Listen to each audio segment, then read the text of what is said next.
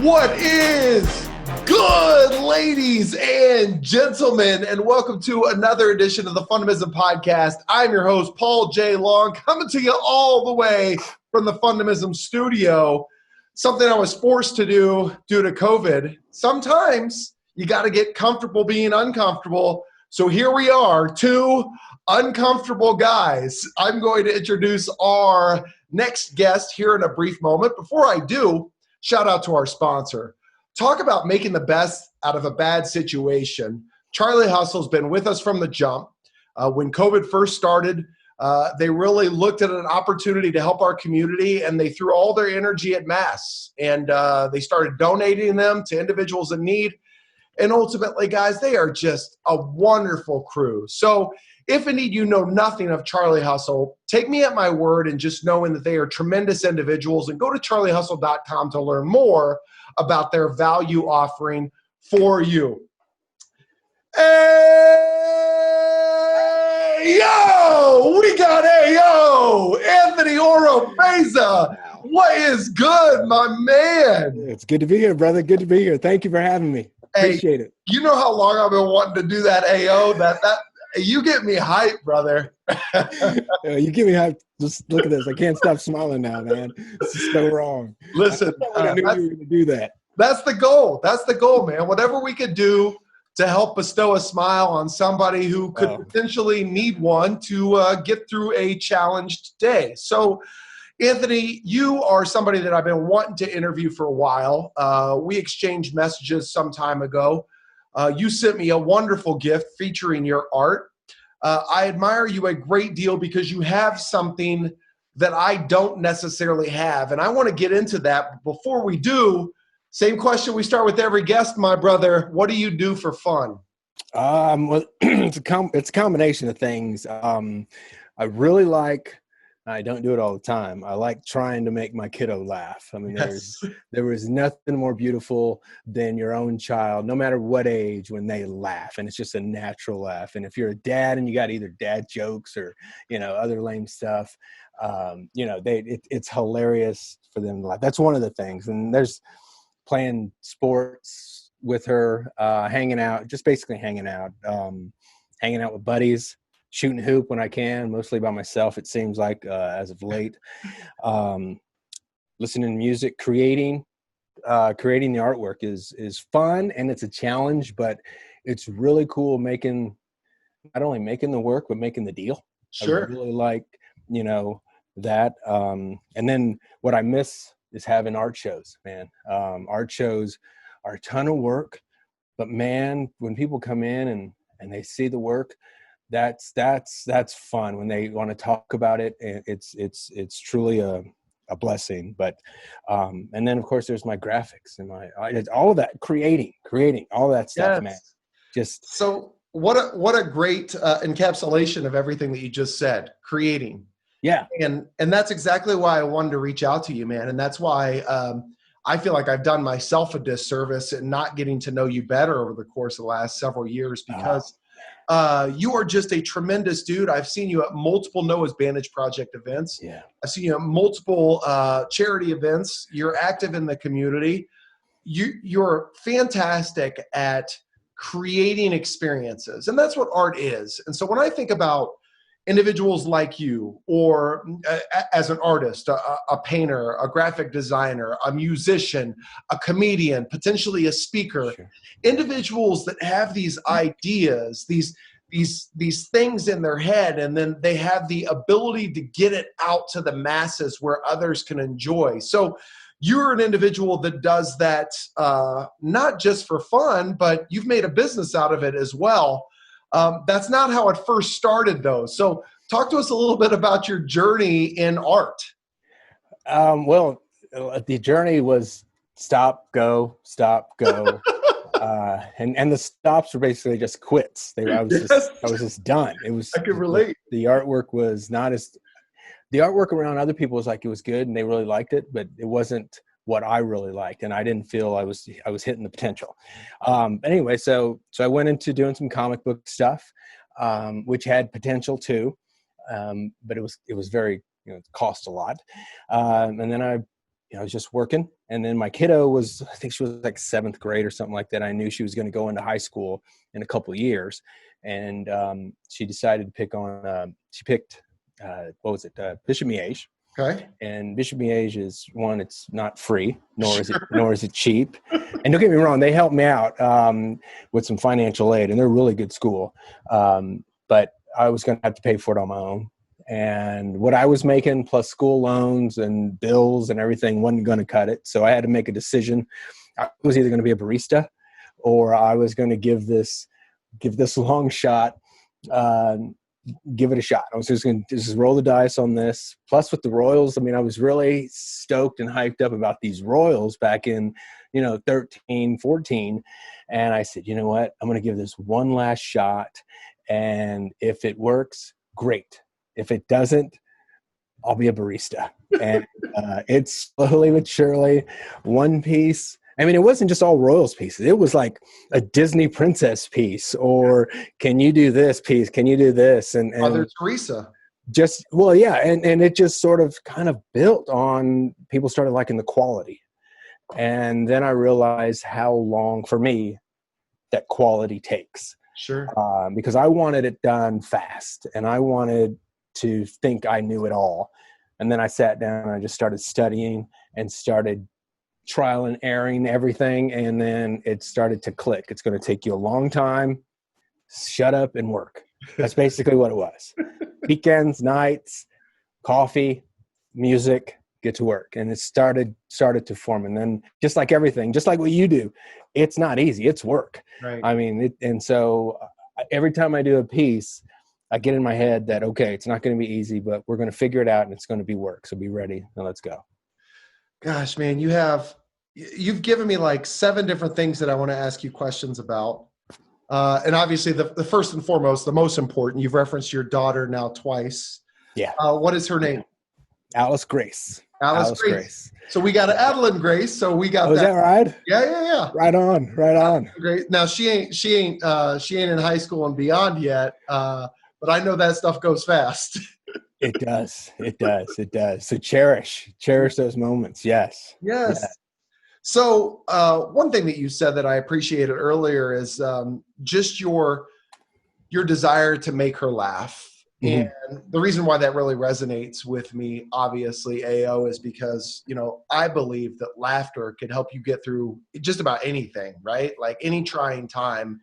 Yes, when sir. You're smiling and you're laughing, man, you're not thinking about all the crap that's not working. And yes, sir. Starting that off, at a younger age with our children, I think is super important. But also for us as adults, getting out of our head and just being present and not really judging ourselves or thinking that we're being stupid by just being lighthearted and fun. So is that something that took you some time to grow comfort in, or have you always been that way where you could just do anything for a laugh? I think that's what kind of stifled me in school. I wanted to be the jokester. And almost got me in a couple fights because I was maybe a little too sarcastic. I have to hone that back because I really don't want to get into any fights. But yeah, I've said stuff where people like 10, 15 years ago remembered and they think was hilarious still. I don't remember any of that stuff. But and I think that's just part of a defense mechanism for, it's gotten me out of a couple fights. Yes. But it does help. And where I grew up, times were kind of tough. I mean, they were really tough. And then even now, which is, it's really weird how you mentioned this topic right now, right off the bat, is that the kiddo and her mom and I haven't been together since she was like 2. So it's been about 16 years. Wow. But we've kept in contact. We've raised her, we co-parented. And then in May 1st, she had a stroke. And, her mom has no boyfriend, no husband. It was just her mom, just like me. I'm at my house. She's at her house. And the kiddo would just pop back and forth on our agreement. And then 10 years ago, she put me down as her power of attorney for medical. And so I had to try to help. Now, rewind about 2 weeks before that, I was just told I was non-essential. So I got, put on furlough. Yeah. And then I'm thinking, okay, I can clean up the house. I can create this whole list of art that I have. I'm going to jump into my user experience work that I want to start doing more on my website, and then crash. Everything halts. You got to take care of this lady because the kiddo's at that time 17. She doesn't have like the tools yet to figure out what needs to go where, what she needs to do. And so I had to make a couple medical calls on her, do this, or she could, this could happen. And so it was really tough. And so she was in ICU for a month, and every day talking to nurses, talking to doctors, so speaking to her HR, I was talking to all of her family, talking to her friends. I mean, there was a ton of work to do that it was very stressful. But then every now and then, the kiddo and I, she also learned how to make pizza, which is a huge plus. But we would sit down and we would watch something funny. And for that 22 minutes or 45 minutes, we would be in a good place. And it was so cool that we were in that good place together. Because my mother, I was really lucky. My mother's still alive. Of course, she's crazy, but she's still alive, right? She's still alive. She's a mom, right. Well, my mom is exceptionally crazy. One day you may meet her. But people love her. But anyway, if I would have lost my mom at 18, being the oldest of four, I wouldn't have known what to do. And my mom didn't marry. I think when I was 18, I don't think she was married at the time. So it would have just been me and my siblings. That would have been tough. So I've been pretty fortunate, and I'm glad that her mother didn't pass away, because I can only imagine what that would have felt like. So got her into rehabs and such, and she's on her way up, but we're still having to deal with a ton of things. We're dealing with her house. Yeah. We're dealing with her dog. We're dealing with all of this stuff that needs to be maintained. So when she comes home, she has comfort. Sure. So she's still physically living elsewhere in her recovery?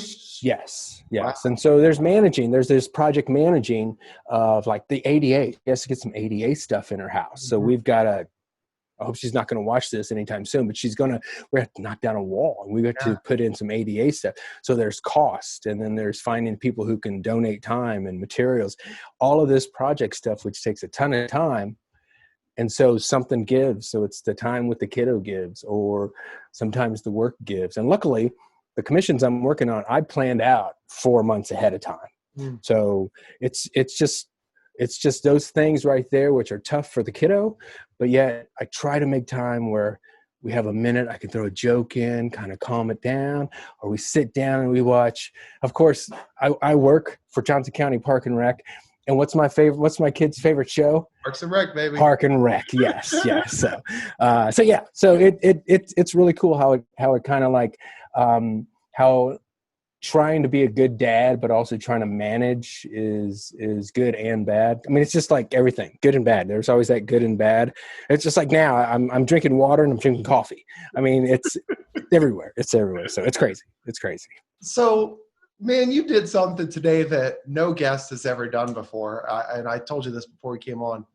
You sent me some detailed notes on you and your background, and you prefaced it by saying, just in case I dole up the spot, here's a couple jumping off points. And I can't help but sit here and listen to you talk, and the confidence that at least you're displaying outwardly. I don't know what's going on internally. You don't. And your ability to just to communicate and think. When have you ever been in a dull situation as a class clown, an individual that values humor? Dude, I mean, you're just giving me so much here. What's interesting about those topics that you gave me, do you see how easy it is to flow? We've already covered 3 or 4 of them. Yeah. Just naturally in conversation. I didn't even present them to you. You created the environment. So, man, you're a good dude, and this is going phenomenally. So let's talk a little bit, if you don't mind. The universe is a crazy place, yes. And I know that you're a guy that believes in energy. it shines in every piece of artwork that you do, and your love for your daughter. Thank you. It's a certain extent in your continued presence in your ex's life. So just to whatever extent you're willing to share, I have a lot of individuals right now personally that are going through relationship issues. Sure. And those are like, AO, like those are the toughest in the moment. There's like nothing possibly worse than going through these, either going through a divorce or going through a split or the thought of rejection or a boyfriend pushing away or whatever it may be. Yeah. So then you split up with this individual and you realize this too shall pass, and you're smarter and you're better and you're more experienced and well-versed emotionally in dealing with yourself after that. All right. 2 years, your daughter's 2 when you guys split up. Yeah. Fast forward now, 14 years later. Yeah. Is that right? 16, 14, whatever. Yeah. I'm not good at math. That's why I speak for a living. You find yourself in this situation where you're having to help support your ex. What was the breakup like? Was it amicable? Was it challenging? Whatever? Thanks. First of all, thanks, Paul, for bringing this up. I'm not going to lie to you.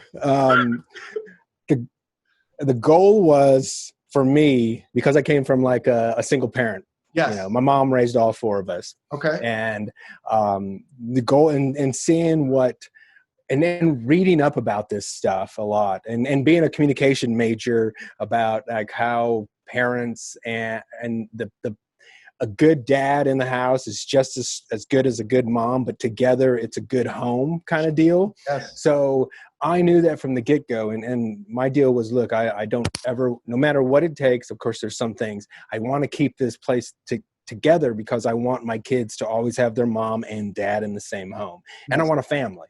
I wanted like 4 kids. I really wanted a starting 5. That's what I wanted, right? But hey, there's still time, brother. I don't know, man. I don't know. We'll see. But anyway, so we split up, and I didn't want to split up, but we did.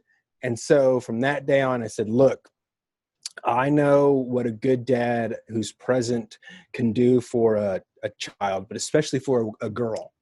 And then so I started reading up on this. I started reading up about doctors and the research and the faith, having a faith-based, family, child, whatever it might be, being there. And so we battled. I mean, not bad. I mean, there wasn't any domestic violence or anything like that.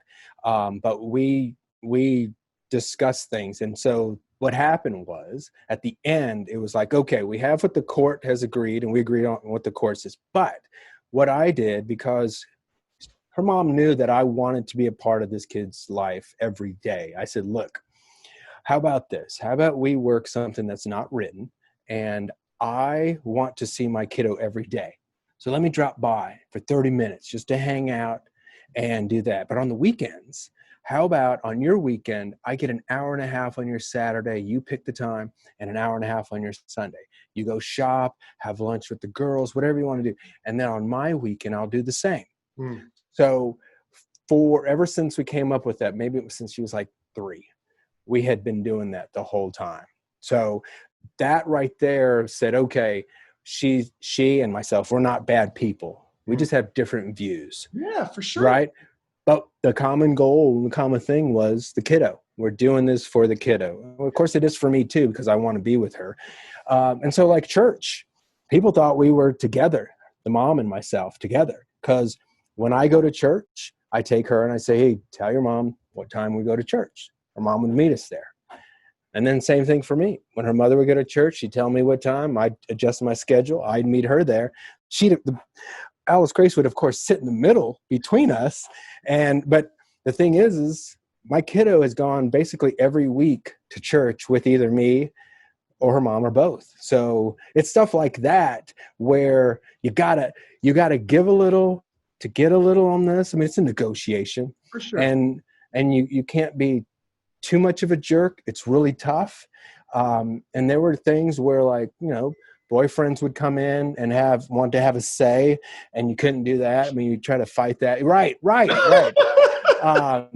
But it's difficult, but it's negotiation. But you've got to understand and it's difficult on both sides to see where the other person's coming from. For sure. But that's one of the major things that I really give her mom credit for. And also throughout time, we would have birthday parties at her place. My family would show up, and when we had a birthday party at my family's, my mom would invite her over, and I'd say, "Come on, if you want, I'll pick you up, whatever you want to do." So I just wanted to keep it. And the thing is we kind of, those kids can see. I mean, like when I was a kid, I saw what my mom did to my dad, and I saw what my dad did to my mom, right? Sure. I have an idea that my kiddo sees what I not only do, but what I say. Yeah. And so it's tough, but sometimes you got to let that go for a minute and then just kind of think of what the kid's going to say in the long run. And that's where it came for this. I want my kiddo to know that I will do whatever I can to help you and your mom because of the stroke.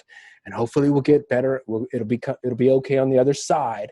But man, get ready, because this is going to be some stressful stuff. And by gosh, she's hung in there pretty well with me, because if I was with me, I would have jumped ship. You know, I mean, it would have just been tough. But she's a good kid. Most kids are good kids too. So yeah, I've been pretty lucky. They're resilient. They're far more resilient than we give them credit for, right? Yeah. And you know, I'm the product of a broken home. Yeah. You know, my mom, she will tell you she's had terrible luck with men. Mm-hmm. And my dad was remarried as well. And I like to think that I turned out okay, right? As did you, as is your daughter. And I think that as we're going through the struggle, and thank you for going down that path with me, AO. I know it can be a sensitive subject, but it was very deliberate on my part in asking you the question, because I found most recently that the more and more I talk to people that have found some level of joy or happiness in their life, or at least they have a stronger understanding of what creates it for them in their life. As I dig deeper, there was always like this definitive moment or these things that they were really challenged in, this perspective, right? That all of a sudden it was like, shit, this sucks and I don't want this anymore. And it's a growth moment, right? Right. And so here you are, you obviously identified, you and your ex have collectively identified that this isn't a good fit. It's not a good mess. You did what's right by your family. Yeah. You made it work. And here we are. She really has no ties to you outside of being the mother of your child. Correct. And you're supporting her or helping her through one of the most challenging physical times in her life. Dude, that's so freaking admirable and a testament to you as a human being, but also if you're listening as a podcast, as the Fundamism Podcast listener, the fact that you could be going through something so challenging and years later set all that aside for the betterment of your family and just to be a good human being is something that is within you. Like, this too shall pass. And so, dude, I admire you a great deal. I want to jump into the humor just a little bit, because you kind of got me right here, like that A1 sauce, talking about the sarcasm growing up, because that's me, bro. Yeah. We're on the golf course the other day. Yeah. This gentleman, this insurance agent by the name of Kyle Eulig, and we're golfing with Scott Wilson, as you. Okay. Yeah. Scott's awesome. And one of Kyle's employees and friends, just a tremendous gentleman by the name of Goldie.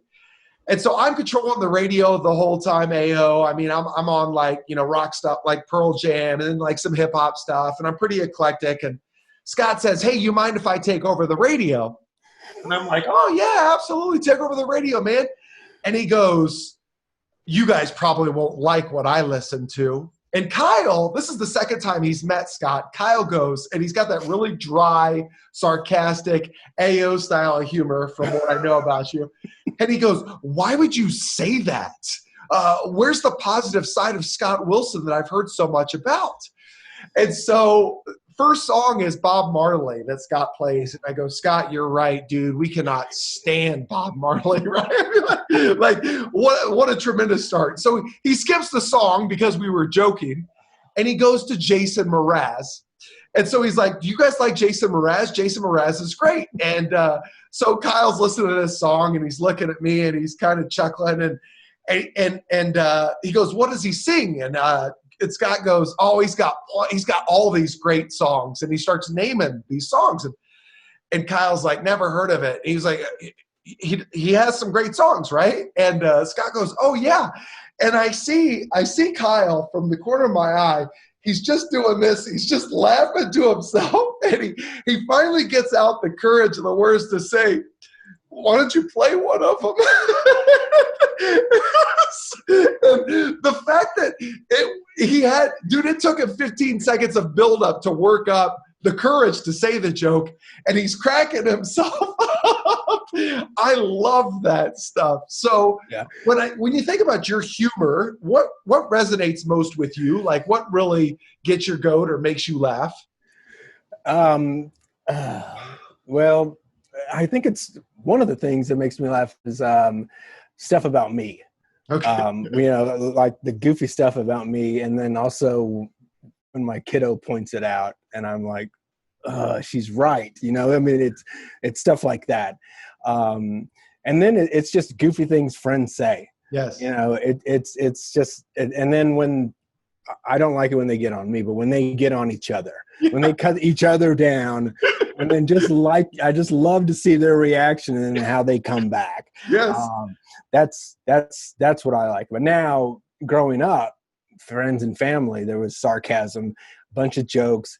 And then I'm talking about my uncles, when you add alcohol to the party, then then somebody's standing up, leaping over a table, punching somebody, and the next thing you know, your mom's grabbing you away from it, and it's just nuts. But you learn a lot when you're young about sarcasm and how it can just like and then What I love about what you said is I don't like when they do it to me. No, I don't. Do it to each other. But I will. I'm not. I mean, if it's true, okay, you got me. Right. Now it's my turn. So, for sure. Yeah. So that, of course, is one of my favorite fundamentals is talking trash. I love, giving a buddy a good razzing. And it seems like you got some pretty good friends that find comfort in doing the same, knowing that it doesn't have ill intent and it just comes from a good place. So right. Stick with me, brother. There's a method to my madness. All the questions that I'm asking you are really establishing the F in fun or your foundation, right? And what makes you tick and where this emotional connection to your art comes from. So the last thing I'll ask you before we really get into your creative side is just in passing, you mentioned, growing up, things were tough. What did you mean by that? No dad. I say that's one of the foundations of why I fought in a way to make sure that I was with the kiddo daily. When she started doing homework and she was at her mom's during her mom's time, I asked her mom if I could come over for a half hour and just go over her homework.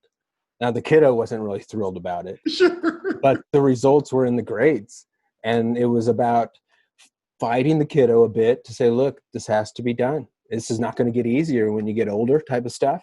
Right. And then when the grades came out and she had an A, and I would look at her like, see, that's why we do it. And then her mother would, eventually say, okay, now I see why.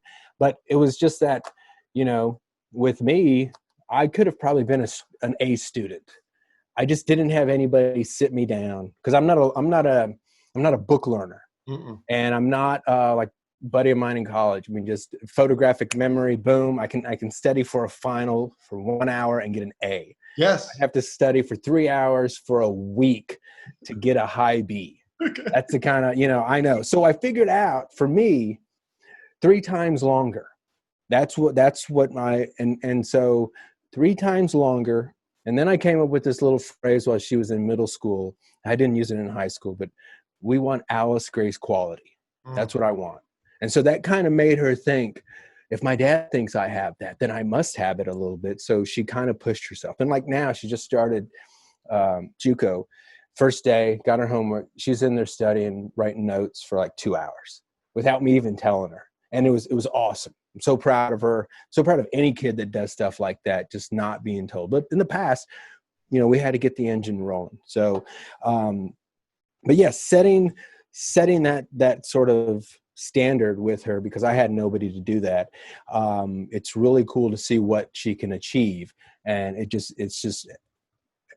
it's just awesome to see, because I remember we were doing spelling words, when she was in 3rd grade, and it was repetition. Then when she got older, I said, look, the stuff I do with the web stuff and graphic stuff, I didn't pick it up. I had to teach myself. And I figured out 3 times longer, like my mother, Teresa, which is the one that kind of started this whole painting thing, 3 times longer than what I thought the average painter would take to do that work. So in my head, just like when I learned a little bit of code and the software, Photoshop, whatever it is, I know that it takes me a long time to figure things out. But I know, because the 3 times longer, I will figure it out. Sure. It's just like the sports painting. But when you figure it out, it's just not by myself. I ask questions. I talk to the pros. I do all kinds of little things that I've learned to make my learning faster, but I still know it's going to take me 3 times long.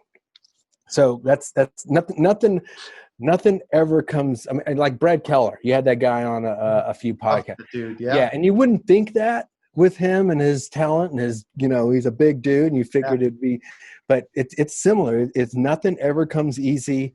But if you put in the work, I know you can achieve, more than you think. For sure. Yeah. Well, the thing that you just said that really jumped out at me was, in my head, ... right? Which anybody could convince themselves. In my head, it takes me 3 times longer. In my head, I'm not the artist that Picasso was. In my head, I'm not the same speaker as Tony Robbins. Whatever it may be, right? Right. So, what experience or exposure did you have to other artists to really truly believe that you were taking so much longer than all of the others? I don't know. It's a good question. That is I never asked anybody. That's a good question. I think what it was is I took my reading skills. Okay. For me to actually understand something, I have to read it 3 times. Yes. I'm the same way. Seriously? Which in high school? If I read a book, I get to the bottom of the page and I don't remember what was at the top. Yeah. Got to go to the top. Yeah. So I took my reading skills and just, applied it to my art. And and it's the same thing with, in Photoshop, they would give you a book and you'd have to walk that through, and then I'd have to do it over again and do it over again until it became easy. It's the same thing with like, when you take out a battery or back in the day, you change your own oil, you just have to do it over and over. And then boom, it becomes second nature. But that's what it was. I just took how I learned when it came to soaking in what I read to everything else. And it pretty much applies because the painting stuff doesn't take stuff overnight. So right, for sure. Yeah. Well, but it's different too, comparatively. If you think about reading a book, some define as super fun and they're fundamental. Individuals like you and I that get to the bottom of the page and realize that we didn't really retain anything at the top of the page, so that we have to reread it. It's not necessarily as fun, right? But for you, painting is fun. I mean, it's an escape, although it is a business transaction as well, right? It is fun. It's work. Yes. So I've explained this to people. It's fun when you don't have a client. Okay. Right? Okay. When you have to deliver upon expectations. You have to deliver. Yes. and exactly. Expectation. They expect this, right? Because you have displayed that. Yes. So you still have to do it. Now, if I'm doing it for fun, then there's no client. So I can mess up. I can even quit the project. And through the whole process, there's peaks and valleys. Sure. So like there's peaks on like, okay, I get to do the helmet. It's going to make it shiny. And then there's a valley of, okay, now I got to do these creases, or I got to do the uniform, or in some cases I got to paint the pants. Yes. Which I'm really not fond of painting pants on players, but that's what you got to do. So then there's then I get to throw paint around and figure out colors in the background. That's a peak. Yes. So there's all these peaks and valleys. And then I'm on a deadline. So, you got to make sure you meet the deadline. So it's ups and downs, but overall, I really love it because 7 years ago, let's see, it's late 2013-ish. Before that, nobody wanted to buy, and I really didn't try. That's what it was. Is I told myself 100% effort, 100% of the time. Of course, I don't meet that, but that's what I'm telling myself. Sure. And when I started doing that, things started to happen. They didn't explode overnight, but they started to happen. And then build on the momentum. Try to build. Same thing with social media. Try to build. And that's it. It's just keep trying because I'm blue collar. Yeah. I grew up in KCK in the Argentine district, and there weren't too many handouts, and you had to earn. I mean, any job I had to show that I had school, so I went to school. Right. And there were some people who helped me get the foot in the door, but once the boss or the interviewer, HR, read the resume, they saw, high school I went to, they saw KCK Community College, couple associate's degrees, they saw Rockhurst College, they saw all of that. So that meant that, okay, this kid, he can read. And they didn't know it took 3 times to read. This guy is not totally dumb, so let's give him a shot. Got in the door, right? So yeah. It's been quite a road. Man, well, I'm looking at your backdrop here, mm-hmm. and we got Kilotrav. So if you're listening to the Fundamism podcast, thank you very much. If you want to check out the backdrop of AO, go to our YouTube channel, subscribe, Paul J. Long. It's the Paul J. Long YouTube channel. All of our feature fundamentals and every podcast is there as well. AO currently has some pretty dope paintings that he actually created. So first we got Kilotrav. I'm going left to right, my left to right. And Kilotrav is flexing on him, Ric Flair style. I would say the look is or the emotion is intense, right? Excited. Yeah. Then we got immediately to the right, we got old Patty Mahomes, Mahomie. He's got the look of determination, right? Mm-hmm. Then we got Eric Hosmer sliding, I believe, into home, the infamous slide. Yes. And then we have Patrick Mahomes hoisting the Super Bowl trophy with the AFC. All right. Yes. Jubilation and joy. Yes. So my point is the emotion that you've captured in every single one of these pictures is something that jumps off the canvas, right? It's something that people look to when they find artwork. It's what does it make me feel? How does it make me feel, right? Yeah. And that is an artist's dream, like finding an emotional connection to the piece. Yes. The one thing we haven't uncovered for you yet is what's your emotional connection to painting? You told me a little bit of backdrop in terms of the graphic design. You told me a little bit about how you're self-taught and that it was a barista or painting.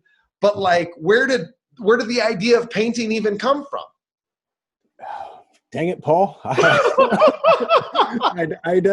don't know it exactly. I do know that I just knew I wanted to do something in art. Yes. And if I was brave enough and had that mentality of going into figuring things out like I kind of do now, I would have found my way into animation and storytelling at Disney. Maybe not Pixar, because Pixar was like a 92, 91, maybe, but I would have jumped in there before it just sort of try to find my way in there. Maybe like a Goodwill Hunting, be a janitor and go in there and solve really crazy math problems or stories, finish Toy Story 1, I don't know, who knows. But I don't know. It just came, I just needed to figure out which one was the one And then everything else would be second and third. And I thought comic book was, because I had this great idea for a comic book, which did very well. It's just very expensive. And then since the painting took over, the painting has been top priority. But I think what it was when I first saw this one painter, he's from the Bronx, but he's out of Santa Barbara right now.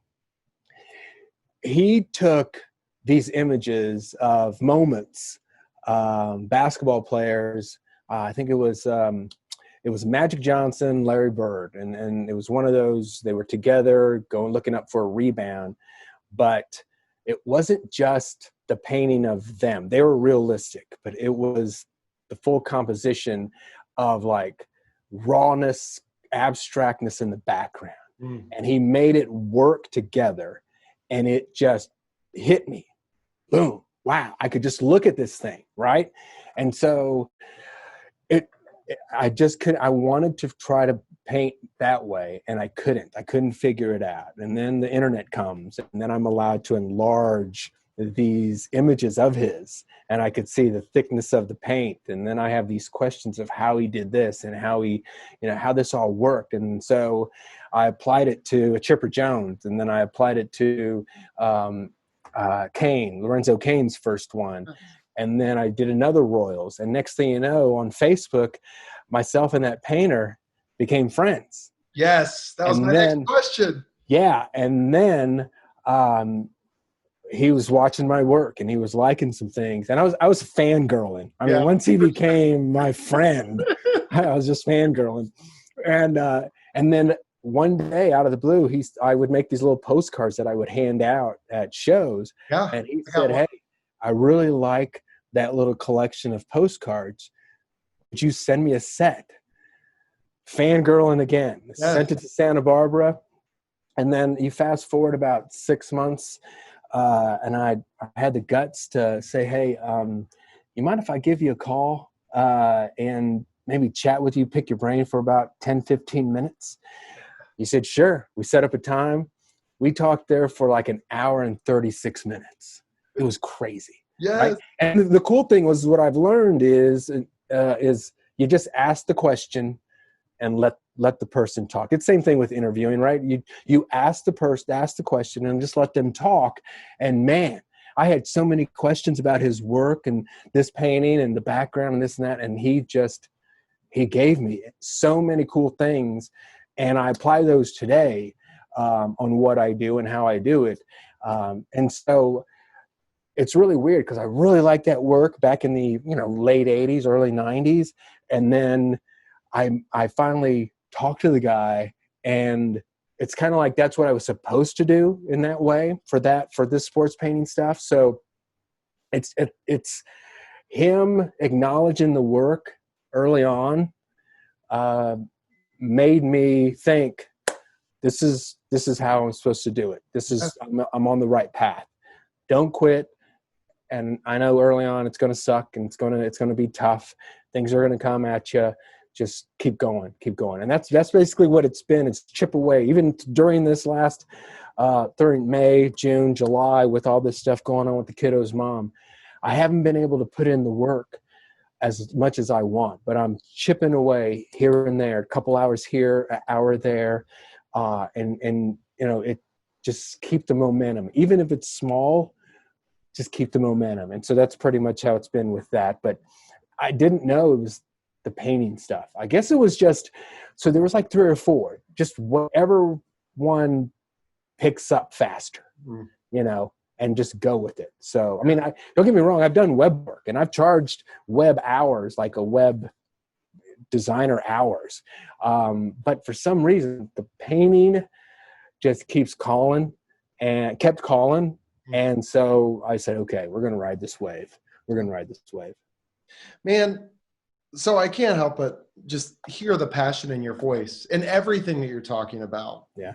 And as a Fundamism Podcast listener, I hope that you are getting a sense for the type of guy AO is, because I had no idea, man. Like, we've crossed paths multiple times, and I I typically see you off in the cut with your artwork, right, or chilling, and we exchanged some cordial introduction in the bathroom one time at a golf course.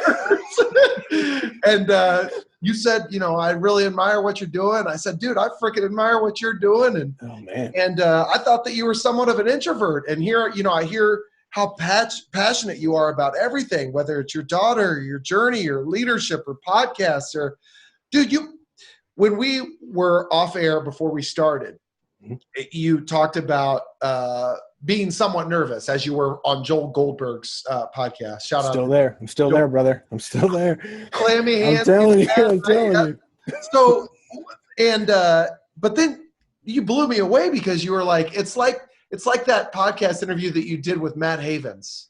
And that one was over a year ago.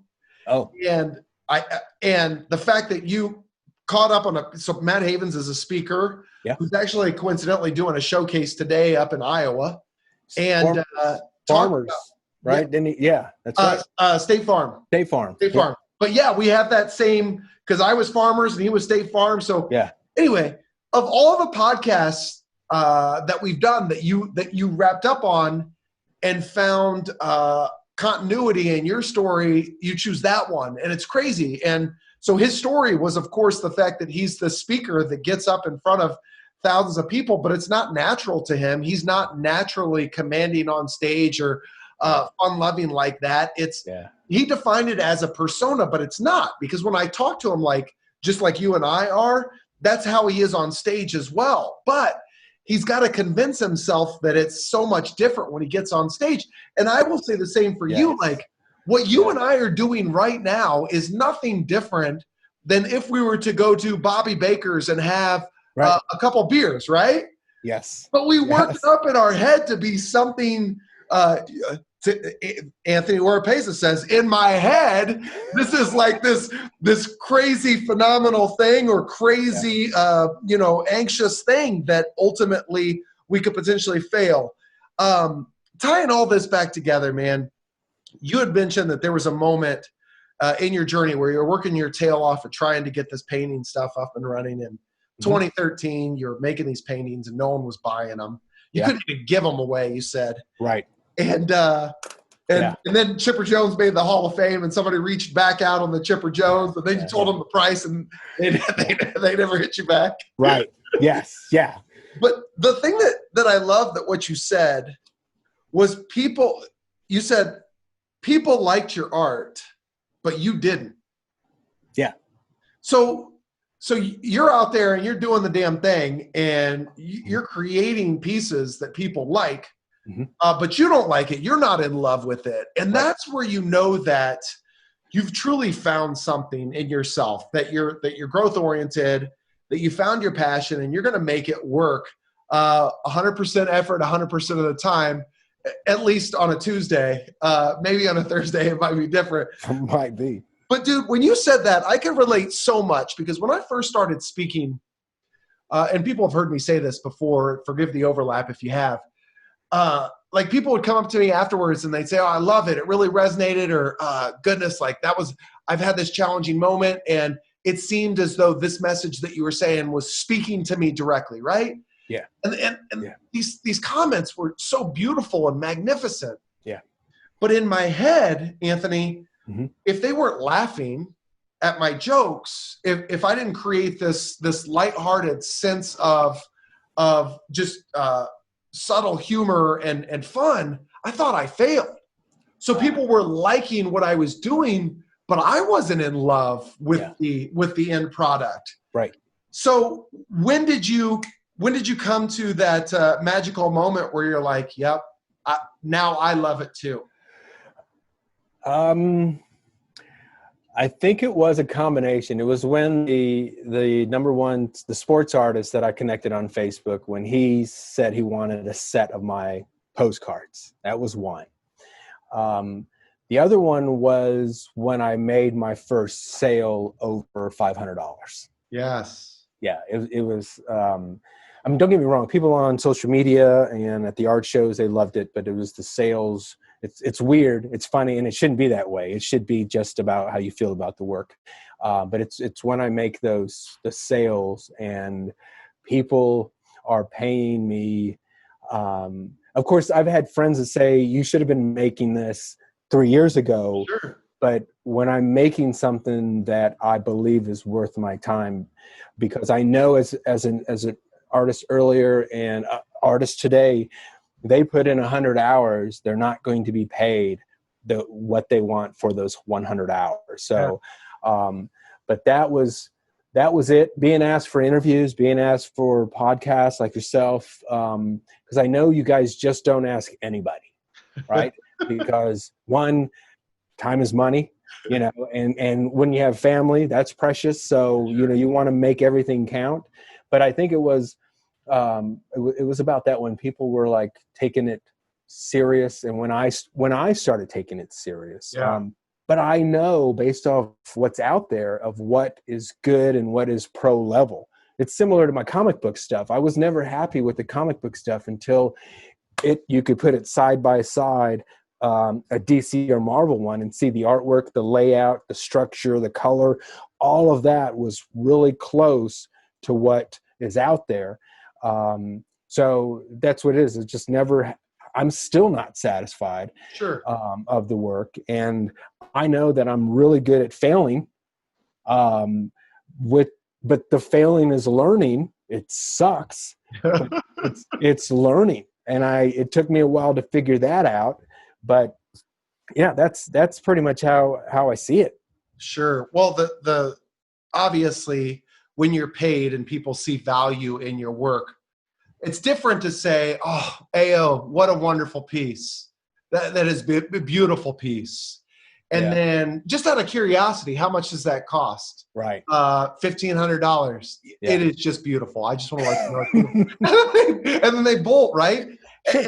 And sure. Dude, I can relate so much to what you're saying, because as a speaker, like, I'm a single earner. Our family depends on my income, right? And Melissa helps me get bookings, and Melissa helps with the growth of the business. If we're not getting speaking engagements or selling product, then we're not living, right? Not paying the mortgage. We're not paying the mortgage. And so when people will say, "Oh, I know this great speaker," and we say, "Well, what's your budget?" We're hoping that you do a pro bono. What that says to me or to you is that, well, you value what we do, but you don't value it enough to put the money down on it, right? Yeah. And so I could totally acknowledge, admire, and relate to what you're saying, because obviously we live our lives in a similar vein. I want to touch on one last topic before we conclude our time together. Yeah. You talked about one of your passion projects in the future could potentially be a podcast, and that you're really driven to leadership. And you were like, you liken it to a somebody that's good at sports or celebrity or whatever. They really found their niche. I'm going to use you like an artist. You're like, gosh, I admire their work so much. And then you said, like leaders, I admire their work so much because I'm not one. But I was like, dude, you're a freaking leader. What are you talking about? You're leading the space in our community. So if you were to do a podcast, what would it be about? It would be about creativity. It would be about creativity, and then also leadership, because I'm a huge, I'm a fan of, like Simon. I'm a fan of Gary Vee. Yes. And keeping things simple but yet work. I mean, my podcast would be about creatives, artists, painters, illustrators, web, animators, music. Anything along those lines, who either have made it or show potential of making it, and just getting to know their process, getting to know their story, getting to know where they came from, getting to know how they got to where they got, type of stuff, right? And then all that, just like you, it's what you do. All of that stuff, when you start bringing stuff out of people, it inspires or something. And I think it was, who was that guy? Buddy Hobart. Damn, did you listen to all of them or what? I'm a fan. I'm a fan. I'm a fan of podcasts. I mean, I don't listen to a whole bunch. I listen to Questlove, Joe Rogan, and then every now and then I'll listen to, just interviews in general. Howard Stern. It doesn't matter. But there was something he said where, like, you mentioned something about somebody can say this. It's like you say, I think it was about your book. Yeah. You felt like you were saying the same thing people were saying, right? Sure. And I'm sure somebody could write a book about Simon saying this, Gary Vee saying this, Tony Robbins, and they're all the same sort of message. Yeah. What he said was, it's just about at that moment where something hits you, and then it sticks, right? And that's similar to, I totally get that. And I forgot where I was going with this, but you were just talking about the in the podcast forum, like that stuff really resonates with you. Yeah. So being somebody who would interview creatives like that, for those who listened, that maybe something would click. Maybe, one of my failures of not being brave enough to go out and just roll the dice to go work for Disney or Pixar when I was 19 or 20, somebody might do that if they listen today. Now, don't get me wrong. It's 10 times harder to get into those two, but maybe there's another startup that they could go to in Canada or someplace, but something like that where it could just spark and say, wow, that person did it. They had a single parent raising, or they were a foster child or something, but there was something in them that said, let's give it a shot. And they did it. And that story said it wasn't easy, but yet they got to where where they're at, and boom, awesome. Right? I can do that. I can roll the dice and give it a shot, because eventually I'm going to have to tell my kiddo, go out there, fly. Yeah. Give it a shot. I didn't. But see, the cool thing about me now is I could say, look, I gave this art thing one last shot and it kind of worked. And I don't know how long it's going to work, but it worked for X number of years. But I was not going to take that shot, but I knew I wouldn't, when I'm 60 or 70, that I would regret that one moment where I made that decision to go barista. Don't get me wrong. I love coffee. And I would have loved working at Starbucks, because I loved at that time Howard Schultz, who was the leader of Starbucks. But if I wouldn't have given that shot and rolled the dice on me and me trying to figure things out, then I would have kind of kicked myself for so long, in my 60s and 70s, if I get there. So, sure. Yeah. Well, and that was from a TED Talk. There was a guy who I forgot how long ago it was, who said something where, how would you like it if your kiddo came to you and said, Dad, you want me to take my shot, but you didn't take yours. So I cannot have that happen. Yeah. Same thing with like me not smoking, not drinking. I don't ever want my kid to have that chip where she could say, but Dad, you do. Yeah. Okay. Now to this day, I don't, so she can't. So, you know what I mean? I learned it from watching you, Dad. Yeah. That's it. Dude, I love it. So you said, I don't know how long it'll work. Ride the wave. It'll work as long as you manifest it, my friend. You're right. But I'm just going to ride the wave. It's kind of like, there's a Pearl Jam song there's a lot of Pearl Jam songs about oceans and beaches, but it's just riding the wave. So, but yeah, you're right. As long as you can control that board, in that wave, you can ride it for a long time. All right, man. Rapid fire. We're going to wrap this thing up. I got a million more questions, but out of respect to your time and the Fundamism Podcast listener, the people want to know, what's your favorite piece that you've ever worked on?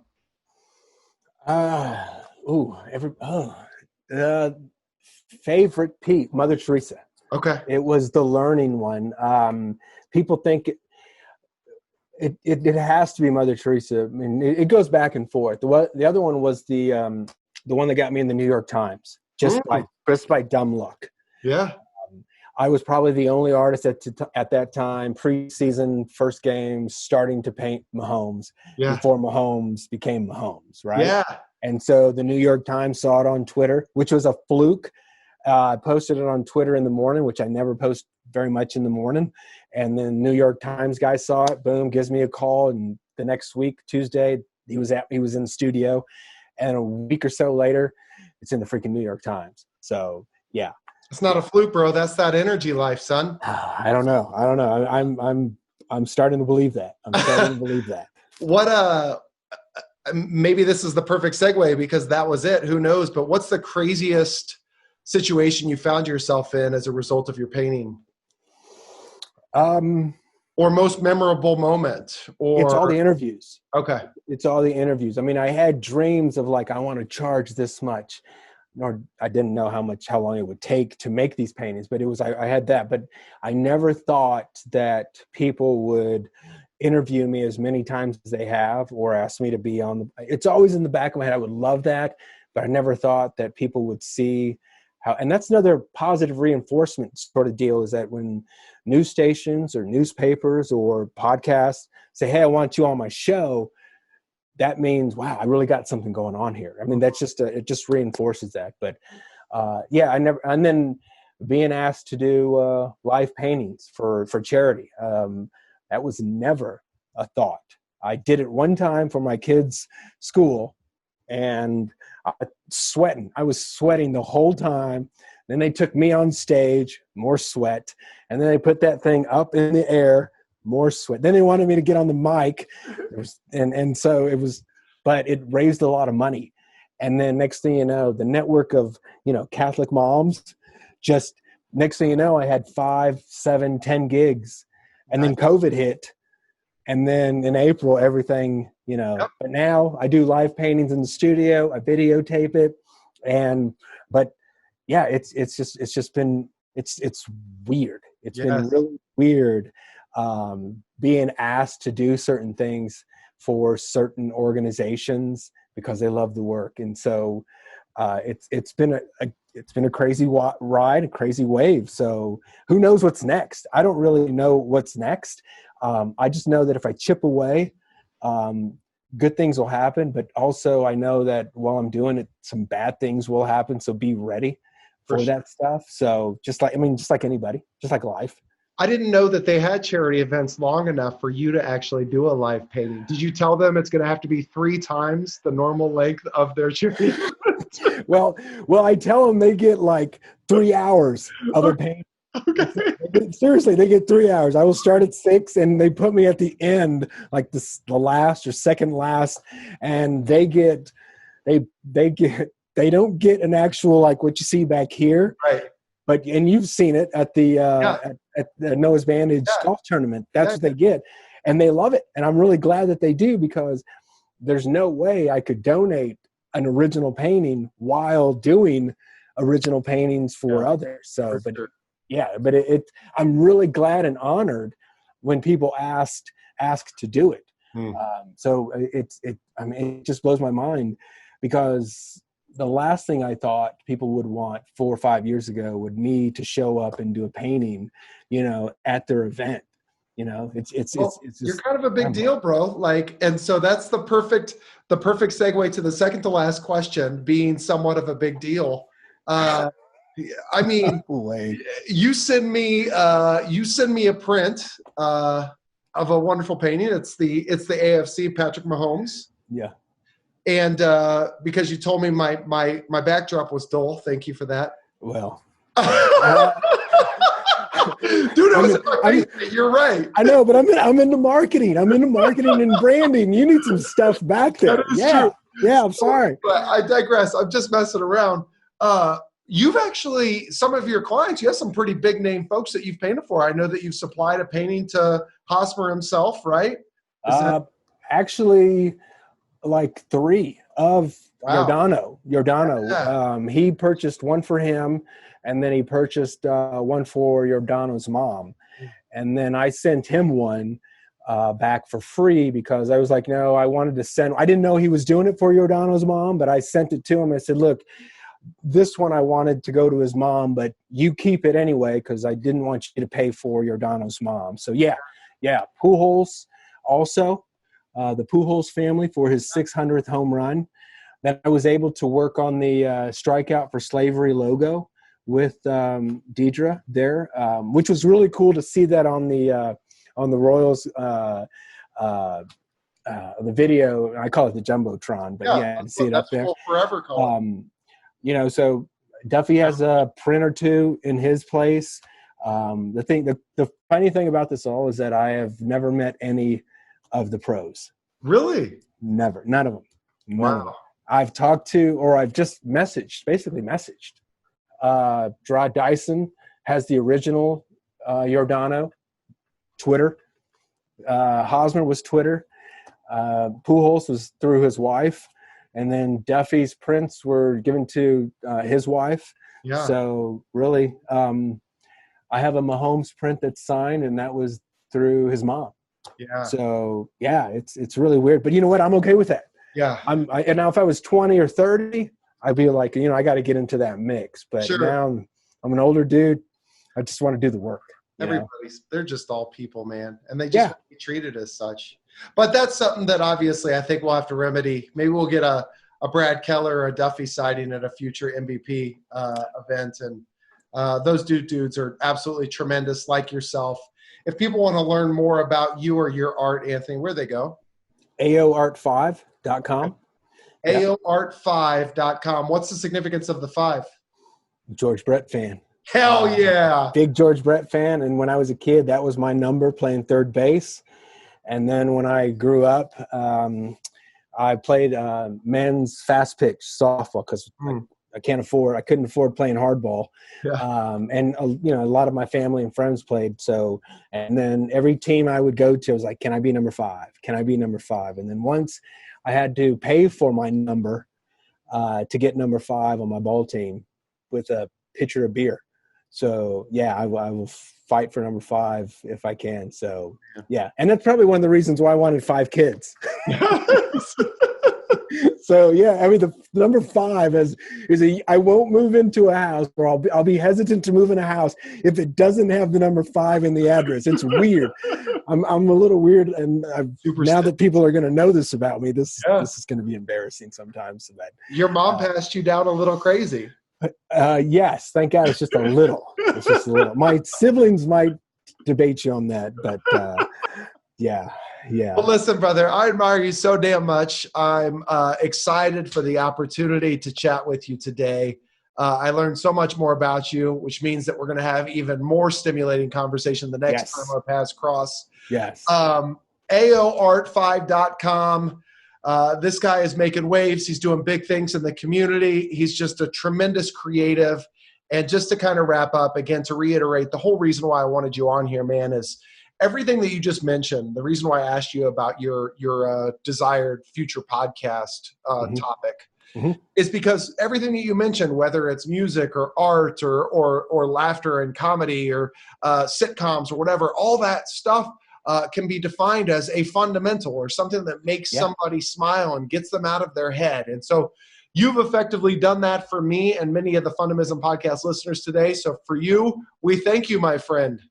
Thank you, brother. It's just been an honor, and I love your work. So don't stop, and hopefully I can experience you on stage one time. So I appreciate it. It's a bus with no brakes, man. We're going to get that momentum back. Our career trajectories have been significantly impacted. We're just going to pick up where we left off, brother. That's what we do. That's what them gamers do. Right on.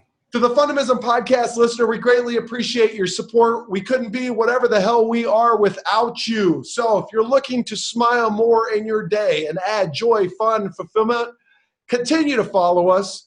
Subscribe to the YouTube channel, Paul J. Long. Ultimately, you know the deal. At Fundamism Paul, we're putting out the monthly or the daily morning jams. We're just having a good time. So go out, have some fun today, create some fun in the lives of others until we catch you on the flip side. Deuces!